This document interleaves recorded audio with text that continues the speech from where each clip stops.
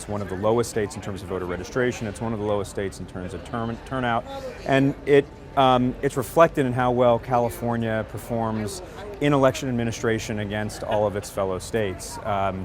We put out something we call the Election Performance Index, looking at how states perform in each election cycle, 2008, 2010. And California has, in 2008 and 2010, performed pretty low. It's been a consistently low performer. One of the reasons is it doesn't offer a lot of online tools for voters to use at the state level.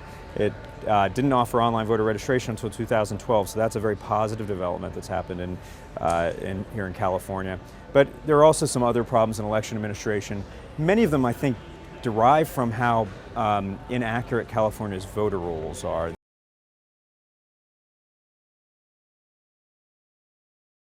Problem is, online voter registration, as good a tool as it is, it's passive. It still requires a voter to look for it and find it. And so there are tools out there that states are starting to use that help them find voters whose information might have changed in between election cycles, or people who aren't yet on the rolls, and reach out to them and try to encourage them in between election cycles to get onto the rolls or get their information up to date. I think the best one of those is a project that we worked on with several states called the Electronic Registration Information Center, or ERIC, which is a data center that states voluntarily participate in to help share data, identify people who are in the motor vehicles database, for instance, who aren't yet registered to vote. We estimate that number in California is probably around 6 million or 7 million eligible but unregistered voters just on the DMV database.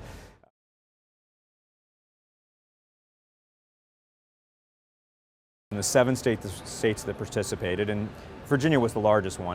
There were no huge states in there. They identified 5.7 million eligible but unregistered voters, and well over 300,000 of them registered. That's over 5% response rate to the contacts that were reached as a result of ERIC, and that's tremendous. This is at the same time they're being inundated by mail in September of a presidential election year.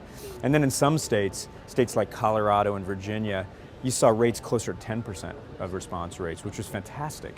And these were people who not only got onto the voter rolls so that they could vote, but they got into the voter rolls earlier, which meant that campaigns could engage with them more times before an election, which could drive higher turnout. And in fact, in a controlled experiment we ran, about 50% higher turnout as a result of amongst those who were part of the ERIC outreach.